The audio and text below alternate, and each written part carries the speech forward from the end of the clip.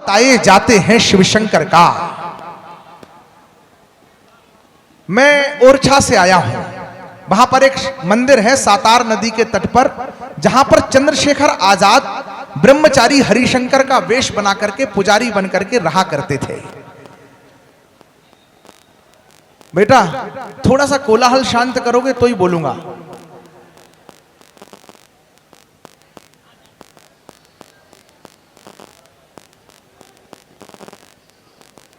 हनुमान अवतार बताए जाते हैं शिवशंकर का। चंद्रशेखर भी वेश बदलकर रहते थे हरिशंकर का। चंद्रशेखर भी नाम एक है वैसे भोले बाबा का। हनुमान सा रूप वही हो जैसे भोले बाबा का।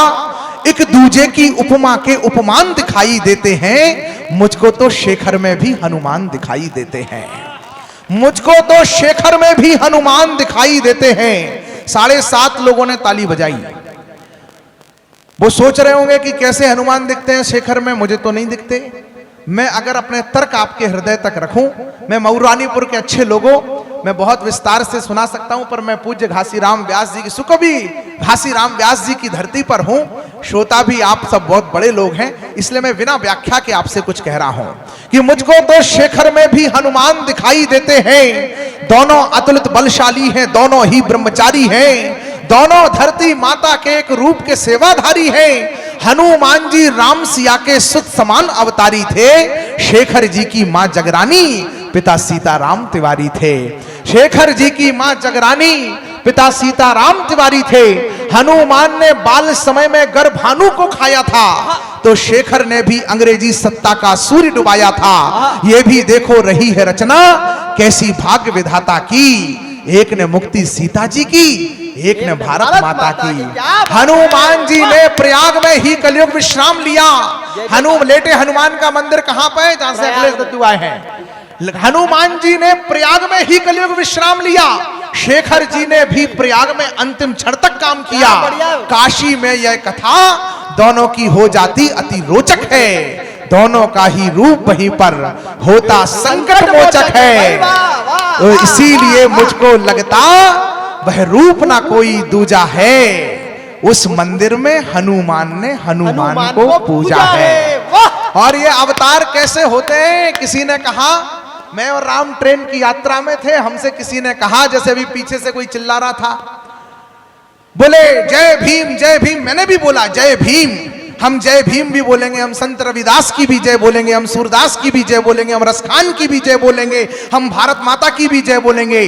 पर अभागे हैं वे लोग जो किसी दुर्भावना का शिकार होकर, किसी षड्यंत्र का शिकार होकर बाबा तुलसी जैसे संत, रामचरितमानस जैसे ग्रंथ और भगवान श्री राम जैसे भगवंत की कृपा से दूर हो गए। उनसे बड़ा अभागा इस धरती पर कोई नहीं है कि भारत में रह करके भी वो भारत को नहीं समझ सकते। सबका हो। बाबा पूज्य बाबा साहब अंबेडकर के चरणों में 4 पंक्तियां रख रहा हूं, और वो लोग अभी जीवित अवस्था में यहीं पर हो तो सुने। जय जयकार। कि सबका हो उत्थान बराबर, बाबा ने था यही कहा। सबका हो उत्थान बराबर, बाबा ने था यही कहा। हमने उनको न समझा, पर था उन्होंने सही कहा। पिछड़ों को आगे लाना था, पर हम ये क्या कर बैठे। अंगड़ों को पिछड़ा करने का था, उन्होंने नहीं कहा। अंगड़ों को पिछड़ा कर दो तुम, ये उन्होंने नहीं कहा। तब निवेदन, वो दीनों के दीन बंधु थे, वो दीनों के दीन बंधु थे। उनके भाग्य विधाता थे। भारत माँ के लाल थे बाबा, संविधान निर्माता थे। क्या बात है। भारत माँ के लाल थे वादे। अब चिल्लाओ जय भीम। कहां चले गए? अब चिल्लाओ ना जय भीम। बाबा साहब की जय बोलो ना, हमारे साथ बोलो। अकेले अकेले बोलोगे तो कैसे चलेगा? जिंदाबाद, बहुत बढ़िया। अकेले अकेले बोलो मत बोलो, हमारे साथ बोलो। 125 करोड़ हिंदुस्तानी बोलेंगे, पूरा देश एक स्वर में बोलेगा।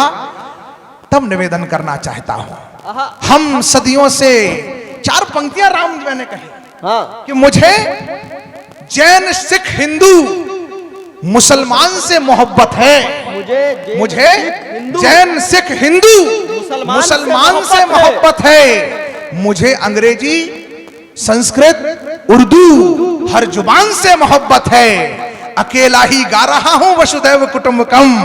मैं हिंदू हूं तो मुझे सारे जहान से मोहब्बत है। मैं हिंदू हूं तो मुझे सारे जहान से मोहब्बत है। मऊरानीपुर वालों, मैं संकोच में हूं। मेरे दादाजी अब जो इस धरती पर नहीं है, मुझसे जाते जाते कह गए थे, बेटा अच्छे काम करना, सच्चे काम करना, खानदान का नाम रोशन करना। पर उन्होंने एक भी बार ये नहीं कहा था कि बेटा कोई कविता सुनना ना चाहे तो उसे कविता सुनाना। इसलिए मैं उन्हीं को सुना पाता हूं जो लोग सुनना चाहते हैं। आपके अंदर उवासी थी तो मेरा मन था कि मैं 4 पंक्तियां भी कैसे पढ़ पाऊंगा, लेकिन इनसे पेमेंट लेना था तो मैं सुना रहा था। अब आपका मन हो तो भगवान श्री राम के चरणों में 10-12 पंक्तियां 20 पंक्तियां मैं पढ़ दूं, अगर आप कहो तो। वरना मैं बहुत लोकतांत्रिक कवि हूं, मेरा आना यहां सार्थक हो गया, मैं अपने हिस्से का पसीना यहां बहा चुका हूं। निवेदन करता हूं,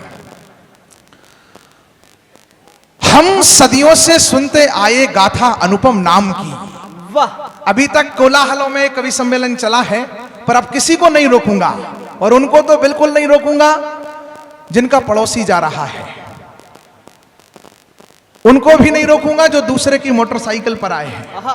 लेकिन इसके अलावा जितने आत्मनिर्भर लोग हों और जिनको अपने घर पर और घर वालों को उन पर भरोसा हो, वो लोग 3:30 बजे रात के भगवान लठाटोर की धरती पर भगवान राघवेंद्र सरकार के बारे में 10-12 पंक्तियां सुनने का मुझे मन बनाना।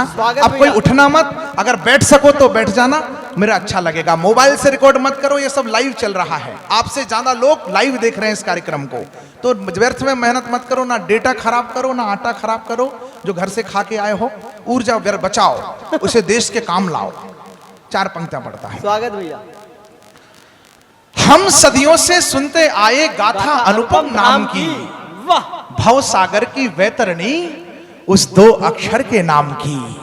ऐसा अद्भुत अनुपम अद्वितीय नाम माताजी संसार की किसी भी भाषा में कोई दूसरा नाम नहीं है जो अपने प्रभु राम का नाम है राम। एक बार कहो, संसार की कोई भाषा पढ़ लेना, आवृत्ति बदलने से अर्थ बदलता हो ऐसा कोई दूसरा अक्षर तो इस दूसरा शब्द बना ही नहीं। एक बार कहो राम तो संबोधन है, 2 बार कहो राम राम तो अभिवादन है, 3 बार किसी घटना पर निकल जाए राम राम राम तो संवेदना है, बार बार कहो तो संकीर्तन है, कहते रहो तो साधना है, साधना की निरंतरता हो जाए तो सिद्धि है, और राम नाम की सिद्धि जिसे मिल जाए दीदी उसके जिंदगी की सार्थकता है। भाई जिंदाबाद, क्या बढ़िया बात कही सुमित भाई। प्रातः हुई तो राम राम, दिन बढ़ा तो जय श्री राम, उत्साह आया तो जय जय श्री राम, उत्साह आया तो जय जय श्री राम, लज्जा आ गई तो हाय राम, अज्ञानता का बोध हुआ तो राम जाने, हमें नहीं पता। कुछ मिल गया तो राम की कृपा, कुछ छिन गया तो राम की इच्छा, और जिंदगी पूरी हो गई तो राम का नाम सत्य।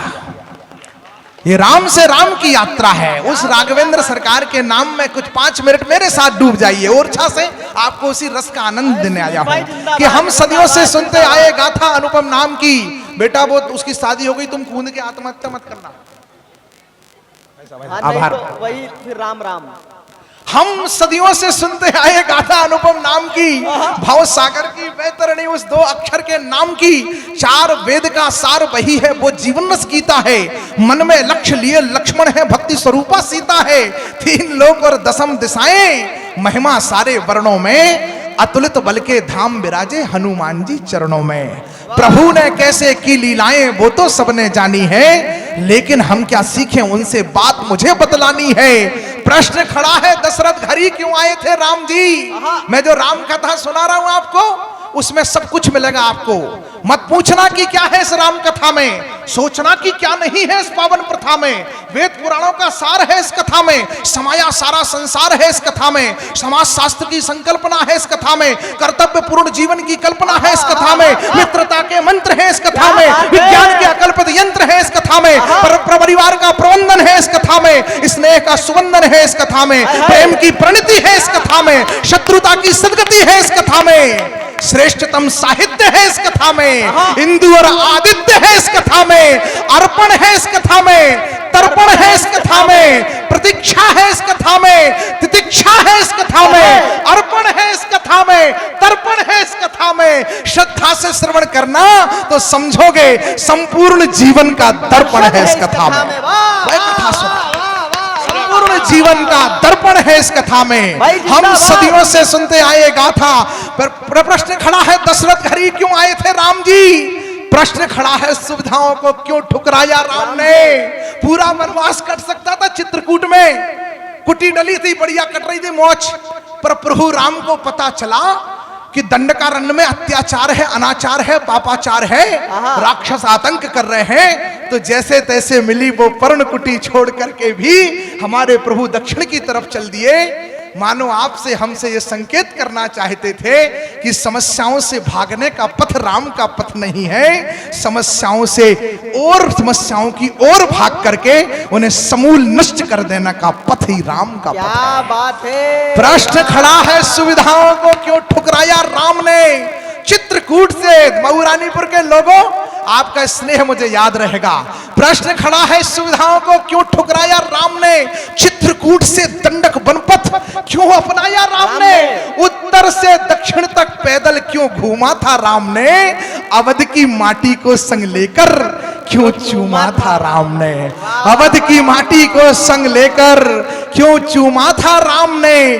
प्रभु ने आकर संबंधों को, एक अंतिम 4 पंक्तियां पढ़ रहा हूं। प्रभु ने आकर, आपकी ताली की ध्वनि जहां कम होगी वहीं मैं बंद हो जाऊंगा। प्रभु ने आकर संबंधों को एक नया अनुबंध दिया। जिस रिश्ते की जो मर्यादा, उसको वही प्रबंध दिया। भाई साहब, मैं ब्राह्मण का लड़का हूं, मैंने वेद शास्त्र उपनिषदों का अध्ययन किया है, बहुत अच्छे से अध्ययन करने की कोशिश की है। मैं इस्लामिक किताबें भी पढ़ता हूं, नब्बी भाई, मैं इस्लामिक किताबें भी पढ़ता हूं, हदीस कुरान भी मैंने पढ़ने की कोशिश की है। कहीं में किसी में कहीं नहीं लिखा कि माइक वाला ताली नहीं बजाएगा। आपको भी अच्छा लगे तो कहीं बीच बीच में अपने मनुष्य होने का सबूत देते रहो। प्रश्न खड़ा है, सुविधाओं को क्यों ठुकराया राम ने? चित्रकूट से प्रभु ने आकर संबंधों को एक नया अनुबंध दिया। जिस रिश्ते की जो मर्यादा, उसको वही प्रबंध दिया।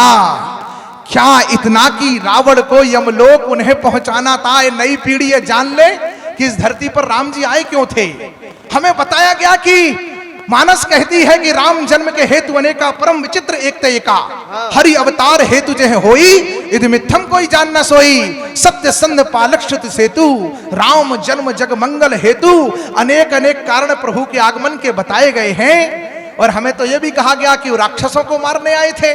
किसी ने कहा कि वो अनुसुईया मां की गोदी में लीला करने आए थे।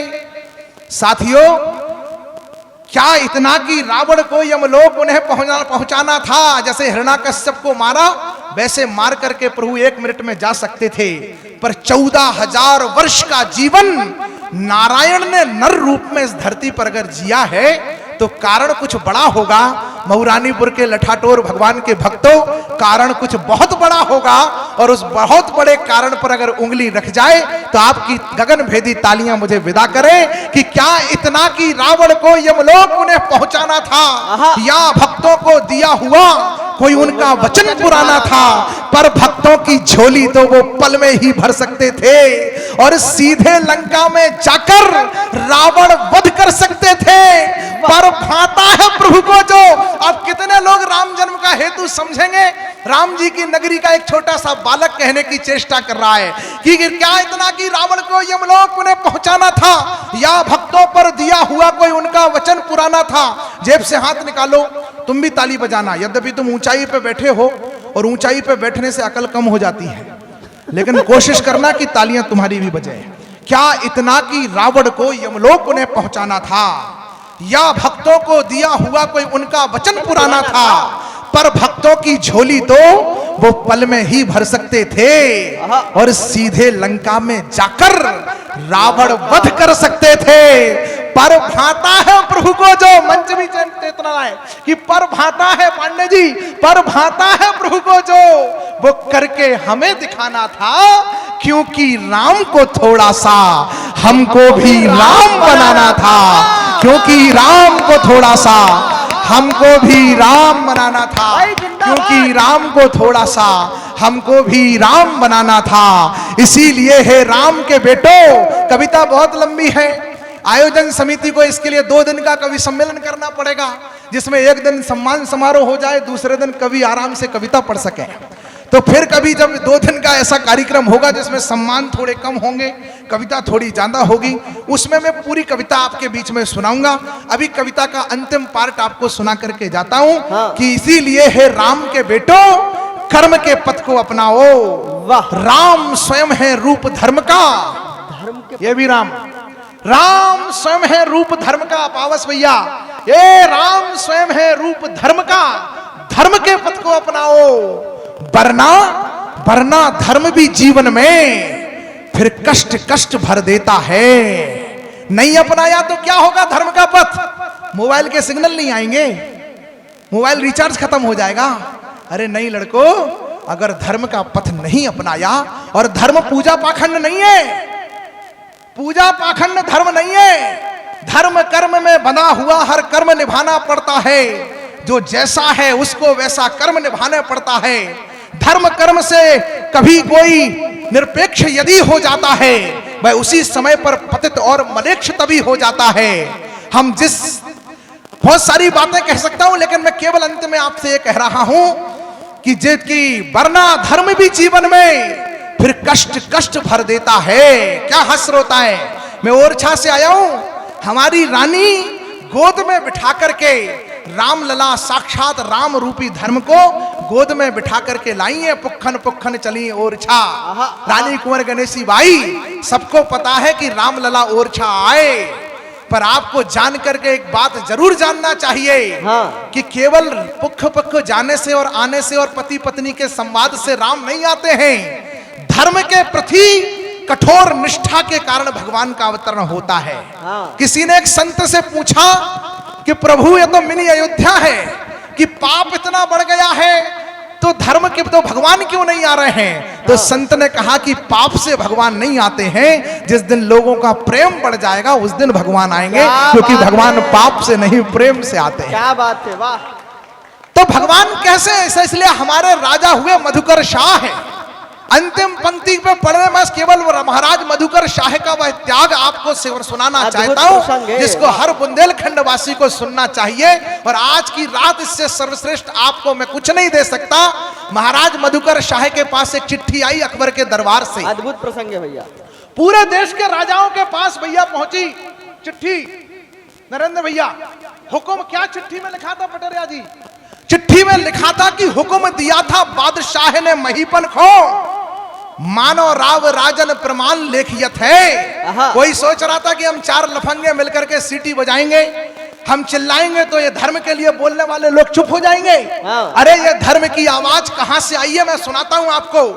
हुक्म दिया था बादशाह ने महीपन खो, मानो राव राजन प्रमाण लेखियत है, चंदन चढ़ाए पद देवता के बंधन खो, देहों सिर दाग जहां रेखा रेखियत है। अकबर के दरबार से कहा गया कि कोई भी राजा आज के बाद अगर अपने मस्तक पर तिलक लगा करके मेरे सामने आया तो उसके मस्तक पर तोप का गोला दाग दिया जाएगा। अरे सूनो कर गए भाल, रोंगटे खड़े हो जाएंगे आपके घटना सुनकर। सूनो कर गए भाल, छोड़ छोड़ कष्ट माल। कष्ट तो हुआ पर अपनी मालाएं उतार दी लोगों ने, कंठियां उतार दी, मस्तक का तिलक हटा लिया।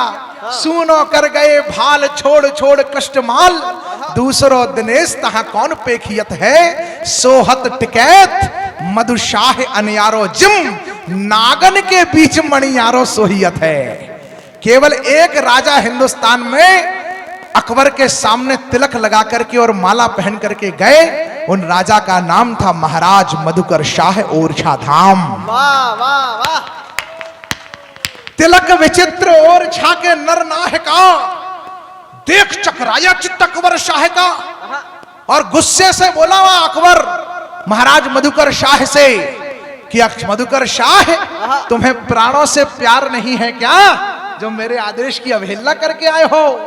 महाराज मधुकर शाह ने जो उत्तर दिया, यहां पर एक एक धर्म अनुरक्त श्रोता जितने भी जीवित अवस्था में होंगे उनकी तालियां महाराज मधुकर शाह के उत्तर पर गुंजायमान हो जाएंगी। महाराज मधुकर शाह ने कहा कि राजा प्राणों से प्यार किसे नहीं होता, पर धर्म मुझे प्राणों से 1000 गुना प्यारा है। वाह वाह वाह वाह वाह। मऊरानीपुर, इस धर्म धरा पर तालियां कमजोर है आपकी। धर्म मुझे प्राणों से 1000 गुना प्यारा है। धर्म ही तो लोक पर लोक का सहारा है। धर्म दिव्य दीपक है, मोक्ष मार्ग राह का। धर्म से बड़ा नहीं है हुक्म बादशाह का। धर्म से बड़ा नहीं है जिंदाबाद हुक्म बादशाह का। जीते जी कदापि कभी धर्म को ना छोड़ूंगा और मुख अपने कभी धर्म से ना मोड़ूंगा। तिलक लगाना धर्म मेरा है सदा ही से। धर्म छोड़ सकता नहीं मैं हुक्म शाही से। धर्म छोड़ सकता नहीं मैं हुक्म शाही से। इतना सुना तो सभा में सन्नाटा छा गया। अकबर मृत्यु दंड देने वाला था मधुकर शाह महाराज को, पर यतोस्त कृष्णा ततो धर्मा, यतोस्त धर्मा ततो जया। जहां कृष्ण है वहां धर्म है, जहां धर्म है वहां विजय है। ठाकुर ने लीला कर दी और सारे राजाओं की मति ऐसी हुई कि जितने राजा बैठे थे सबने जय जयकार कर दी, बोले महाराज मधुकर शाह की। उनको लगा कि हमने गलती कर दी, मधुकर शाह ने ठीक किया। तो जैसे ही अकबर ने मधुकर शाह की जय अपने दरबार में सुनी, तुरंत अकबर ने सन्नाट को कहा खामोश, और खामोश कहते ही सन्नाटा हो गया। अंतिम 4 पंक्तियां मुझे विदाई और ओरछा धाम की इस घटना को इतिहास की कसौटी पर परख करके देख लेना। महाराज मधुकर शाह के जैसे ही दरबार में जय जयकार हुई, सन्नाटा छा गया। फिर अकबर बोला, और जो अकबर बोला आपका सीना 56 इंच का हो जाएगा। सन्नाटा सभा का तोड़, बोला शब्द वाह वाह। सन्नाटा सभा का तोड़, बोला शब्द वाह वाह। वाह मधुकर शाह, वाह वाह वाह वाह। बोले आपने ही, बोले मैं तो परीक्षा ले रहा था, आपने ही नित्य नियम अपना निभाया है। जान पर खेल करके तिलक लगाया है। तिलक बिना है राजा महाराजाओं का समाज। निकले टिके सिर्फ एक सच्चे आप ही आज। आफरी हूं आपकी अनोखी आन बान पर, इसमें जरा भी नहीं मेरे छल छंद है। मुझे तुम्हारा तिलक बहुत पसंद है, मुझे तुम्हारा तिलक बहुत पसंद है। और 2 घोषणाएं करी। यद्यपि वो मध्य प्रदेश है, पर टीकम मऊरानीपुर से वहां पर कम से कम 50 बसें जाती होंगी। आधे लोग यहां जाते हैं, आधे लोगों की ससुराल वहां होगी। आपको इस नगरी का गौरव बता दूं 2 पंक्तियों में, तो अभी तक जितनी तालियां ना आई हो वो मेरे हिस्से में लिख देना और मुझे विदा करना। महाराज अकबर ने जहां अपना अकबर ने 2 घोषणाएं करी। शहंशाह हिंदुस्तान तत्कालीन, उसने कहा कि आपके ही नाम से लगाया अब जाएगा मधुकर शाही यह टीका कहलाएगा। सम्मान तुम्हारा दुनिया में अब और अधिक ही बड़ होगा। तुम कहलाओगे टीकम शाह और नगर टीकमगढ़ होगा। तुम कहलाओगे टीकम शाह और नगर टीकमगढ़ होगा। तुम कहलाओगे इसलिए, वरना धर्म भी जीवन में फिर कष्ट कष्ट भर देता है। जो धर्म नष्ट करता है उसको धर्म नष्ट कर देता है। जो धर्म नष्ट करता है उसको धर्म नष्ट कर देता है। मित्रों, बहुत विपरीत परिस्थितियों में कवि सम्मेलन शुरू हुआ था। अपने आप में बहुत अच्छे से सुना, आपको प्रणाम करता हूं। कार्यक्रम के अध्यक्ष आदरणीय मदन गोपाल विरथरे मार्तंड जी को आपके बीच में बुलाना चाहता हूं। विपरीत परिस्थितियों में आधे लोग कह रहे थे कांग्रेस के खिलाफ मत पढ़ो, भाजपा के लोग बैठे थे तो उनके खिलाफ कोई पढ़ता कैसे। आधे लोगों को प्रेम में दिक्कत थी, आधे लोगों को